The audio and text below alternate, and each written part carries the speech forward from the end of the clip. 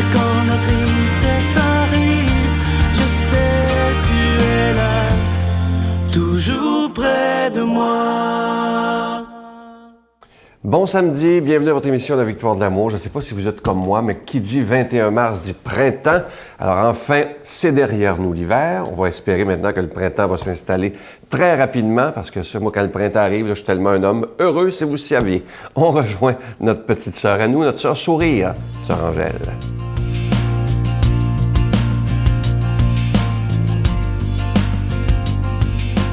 Eh bien, encore une autre journée, bonjour. Les jours sont plus longs, le soleil y est plus présent. On espère que la chaleur, elle est au rendez-vous aussi. Nous sommes déjà rendus au 5e dimanche du Carême. Appel à la compréhension et à l'indulgence. Ça, là, comprendre qu'est-ce que l'autre vit et être indulgent, parfois vers l'autre. Parce que des fois, on est trop indulgent envers nous, mais pas avec les autres. Et ça, c'est un temps de tout. Le carême, c'est un temps vraiment d'intérioriser cet aspect, de se découvrir et surtout découvrir l'autre par ses qualités. Tous, on a des qualités, tout le monde. Puis souvent, on est porté à se diminuer. Parce qu'on dit « Ah, ben l'autre est toujours meilleur ». Mais non. Il faut croire ce que les talents que le Seigneur nous a donnés. Alors, dans ce dimanche, 5e dimanche du Carême, c'est l'appel à la compréhension, comprendre. La foi en Jésus-Christ requiert un engagement quotidien auprès des plus pauvres. Pauvre, ça ne veut pas dire rien qu'avec l'argent. Pauvre de cœur, pauvre de ne pas comprendre ce que l'autre peut vivre. Que celui d'entre vous qui est sans péché soit le premier à lui jeter la pierre. C'est un appel à la compréhension, à l'indulgence à l'égard du pécheur, sans avoir pour autant à éprouver son péché. Le temps du carême est un temps propice au pardon. Voyez-vous, on s'en va et face à la croix, face à soi-même, on s'abandonne pour plus tard à une résurrection. Pour retrouver la vie, pour retrouver la paix intérieure, il faut s'abandonner soi-même. Parce que souvent, notre grand matériel, il prend le dessus. Et on oublie l'essentiel. Parce que, évidemment, nos églises, c'est vide. Mais les gens ont besoin d'un temple pour se découvrir, pour trouver la paix, pour trouver l'amour et pouvoir se confier au Seigneur dans le silence. Notre Père qui es aux cieux, que ton nom soit sanctifié, que ton règne vienne, que ta volonté soit faite sur la terre comme au ciel. Donne-nous aujourd'hui notre pain de ce jour.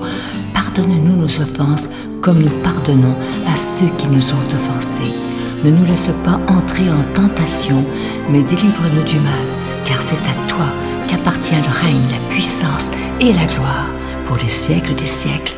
Amen. La Victoire de l'amour vous invite à un magnifique pèlerinage en Terre Sainte en Jordanie en compagnie de Sœur Angèle, l'abbé Donald Thompson et Sylvain Charon. Nous visiterons en Israël, Nazareth, le mont des Béatitudes, Bethléem, Jérusalem, Masada et Kouram. Et en Jordanie, Petra, Mont Nebo, la mer Morte et plusieurs autres endroits, du 26 mai au 10 juin 2015. Informations et réservations, voyage intermission au 514-288-6077 ou sans frais au 1-800-465-3255. En ce mois du Carême, la Victoire de l'amour vous propose de faire un don, mais sans rien attendre en retour. Il n'y aura pas de cadeau du mois, il n'y aura pas de livre, il n'y aura pas de CD, il n'y aura pas de bracelet, il n'y aura rien de tout ça. Parce qu'on vous propose de dire au Seigneur, j'ai le goût de donner, mais sans rien attendre en retour, parce que j'ai confiance en toi et j'ai le goût de que ta parole soit annoncée par la télévision, par tous les moyens modernes. Alors moi, je vous remercie de tout cœur de votre don spécial du Carême. Je suis sûr que je peux compter sur vous, que la Victoire de l'amour peut compter sur vous. Alors merci de tout cœur, je vous donne l'adresse. La Victoire de l'Amour, casier postal 120, succursale Boucherville à Boucherville, le G4B 5E6, je vous la redonne. La Victoire de l'Amour, casier postal 120, succursale Boucherville à Boucherville, le J4B 5E6. Également par téléphone à notre bureau, par carte de crédit, du lundi au vendredi de 8h30 à 16h30 dans le 514-523-4433, 523-4433 ou sans frais, le 1-888-811-9291, 1-888-811-9291 et aussi sur notre site Internet, le www.lavictoiredelamour.org. Merci de tout cœur de votre grande générosité. Je vous rappelle que le plus beau cadeau que la Victoire d'Amour peut vous donner, c'est d'être en ondes tous les jours à la télévision, 7 jours par semaine. On est aussi sur vos tablettes, sur les téléphones intelligents pour ceux qui ont l'application gratuite. On est aussi visible sur notre site Internet, les émissions sont là, sur YouTube. On est partout pour annoncer la parole de Dieu et ça, c'est tellement important. Merci de tout cœur de votre grande générosité.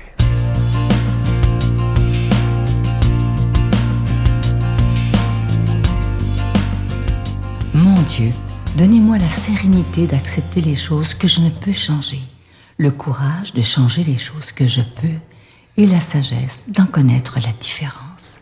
Amen.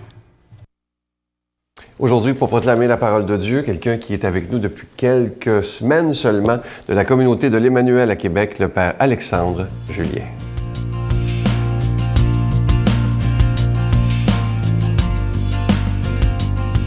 Bonjour et bienvenue pour cette méditation de la parole de Dieu ensemble en ce samedi du Carême.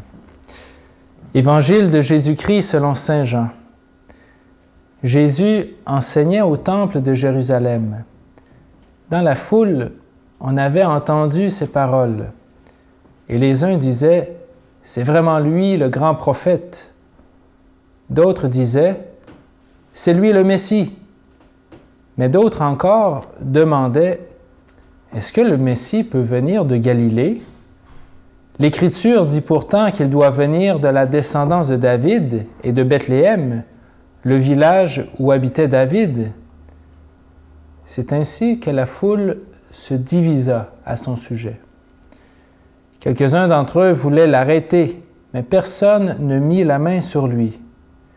Voyant revenir les gardes qu'ils avaient envoyés arrêter Jésus, les chefs des prêtres et les pharisiens leur demandèrent « Pourquoi ne l'avez-vous pas ramené? » Les gardes répondirent « Jamais un homme n'a parlé comme cet homme. » Les pharisiens leur répliquèrent « Alors vous aussi, vous vous êtes laissés égarer?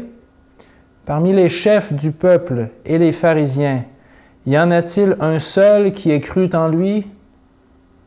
Quant à cette foule qui ne sait rien de la loi, ce sont des maudits. » Parmi les pharisiens, il y avait Nicodème, qui était allé précédemment trouver Jésus. Il leur dit, « Est-ce que notre loi permet de condamner un homme sans l'entendre d'abord pour savoir ce qu'il a fait? » Ils lui répondirent, « Alors toi aussi tu es de Galilée? Cherche bien, et tu verras que jamais aucun prophète ne surgit de Galilée. » Puis ils rentrèrent chacun chez soi. Acclamons la parole de Dieu. Alors aujourd'hui, il y a un petit peu une crise dans la foule qui écoute et qui regarde Jésus. Il y a une division, une séparation qui est en train de s'opérer.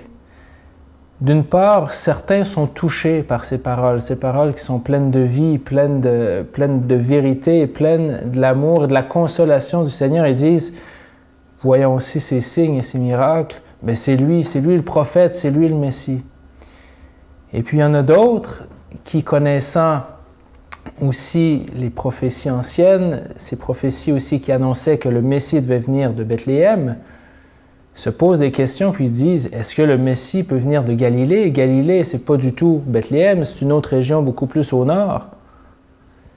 Et là, certains se crispent et s'arrêtent sur cet aspect et dire, il conclut tout de suite, ça ne sert à rien de l'écouter, il ne vient pas du bon village. Il vient de Galilée, il vient du nord et il ne vient pas de Bethléem, donc peine perdue, c'est certainement pas lui le prophète.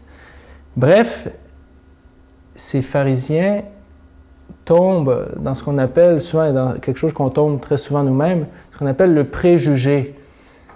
Lorsqu'on voit une certaine contradiction ou quelque chose qui ne semble pas compatible, on arrête même d'écouter et l'affaire est classée, on ne laisse pas de chance à la personne.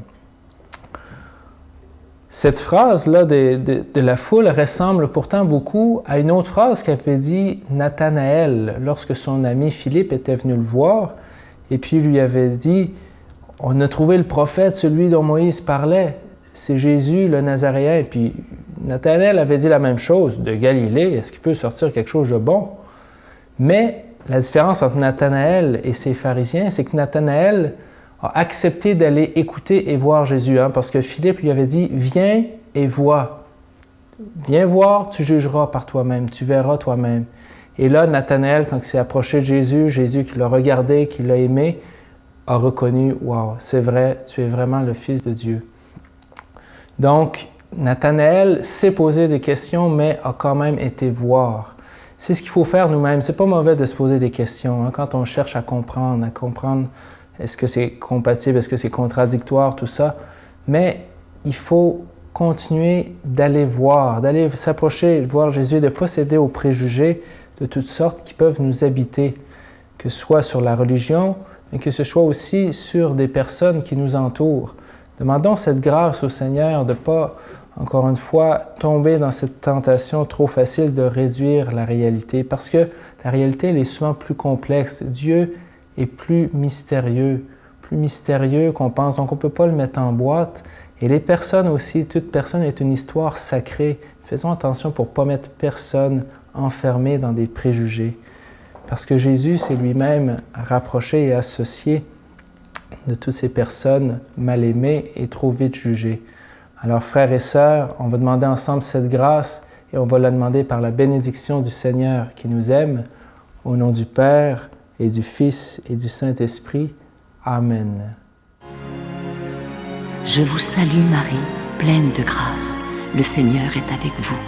Vous êtes bénie entre toutes les femmes, et Jésus, le fruit de vos entrailles, est béni.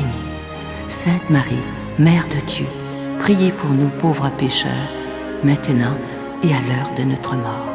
Amen.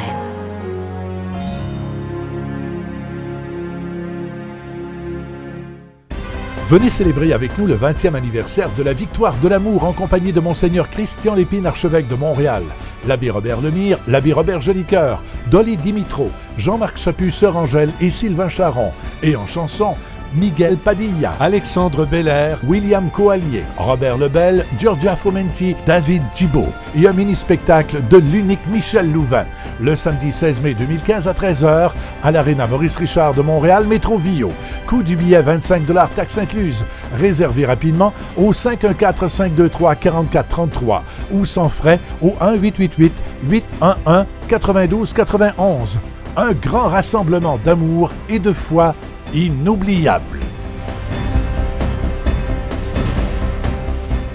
Je vous laisse avec une pensée que j'aime beaucoup qui dit ceci: Dieu n'est jamais en retard. Il agit toujours en son temps pour notre bien. Faisons-lui confiance. Et moi, je peux vous dire que ça, je le vis avec l'équipe depuis 20 ans. Si vous saviez parfois les inquiétudes normales d'un être humain quand on n'est pas capable de payer les factures, mais toujours à la dernière minute, comme pour nous tester, tout arrive. Je vous souhaite une belle journée. À demain. Saint Paul dit qu'il faut être fou pour être chrétien. Oui. De ce fou à qui on doit la liberté, l'égalité, la fraternité, à qui on doit de ne pas rejeter les malades, le baiser aux lépreux, c'est le baiser aux gens atteints du sida, c'est le baiser aux infirmes, c'est le respect des... On lui doit tout, tout.